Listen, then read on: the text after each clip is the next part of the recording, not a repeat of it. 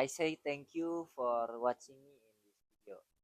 Hello, my name is Muhammad Hafiz Rizky, and I'm really glad to have the chance to a few touch with you. Today, I be talking about assessment for learning. I hope the session can be not only informative but also inspiring in some way. Okay, let's begin.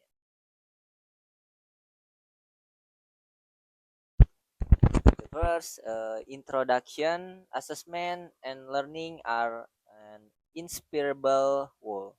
Assessment is a term for evaluation assessment in learning used in the independent curriculum.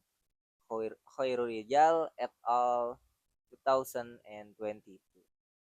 The independent curriculum emphasizes the importance of integrating assessment with learning, especially formative assessment as learning cycle.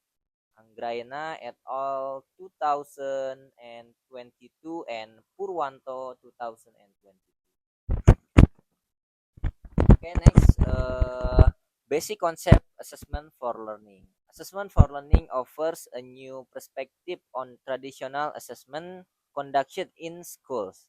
Simply put, this assessment model shifts the concept of summative assessment to formative. In this model, the assessment description need to be prepared. The assessment results are used as a basic for implementing further learning. In this approach, when planning learning, it is necessary to consider what students already know and do not know. Before learning begins, students must at least understand the following things. First, what are the learning objects? Number two, why do they need to learn that? Three, where are student initial competence and how do they achieve learning object?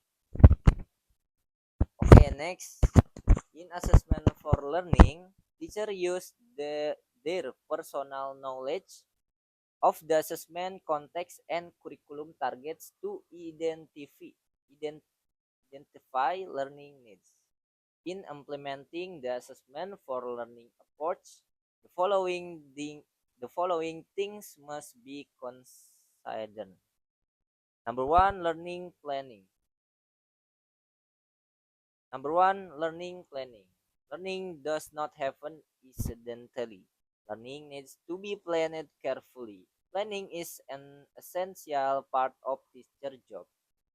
Teacher need to plan and create opportunities in each part of the learning process in order to gain information about student development. Number two, determining learning objective. The learning objective that have been prepared need to be communicated to student. When students do not understand the learning objective, it is feared that there will be a decrease in motivation. And number three, informing student of learning objective is an important step in the teaching learning process. Number four, communication assessment criteria. The assessment criteria outlined in the learning object also need to be communicated to student. And number five, assessment process. Assessment for learning is carried out in the middle of learning, not at the end of learning. This assessment is very interactive. And the last, number six, assessment feedback. Teacher can provide assistance to students with difficulties and tutored during learning. This provide feedback to teacher to plan the next activity. Conclusion.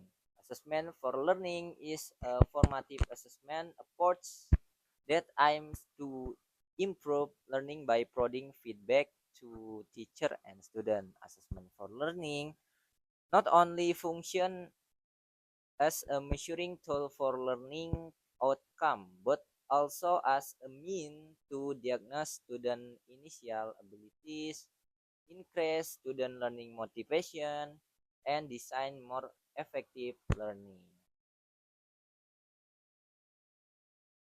That bring that bring us to the end of today's presentation. I hope you found the ideas and insight I've shared helpful and thought-provoking. Thank you so much for watching this video and your time and attention. Truly appreciated. If you have any thoughts or even feedback, I'd be more than happy to hear them. Once again, thank you, and I look forward to connection with you again soon. Have a great day. Thank you. Wassalamualaikum warahmatullahi wabarakatuh.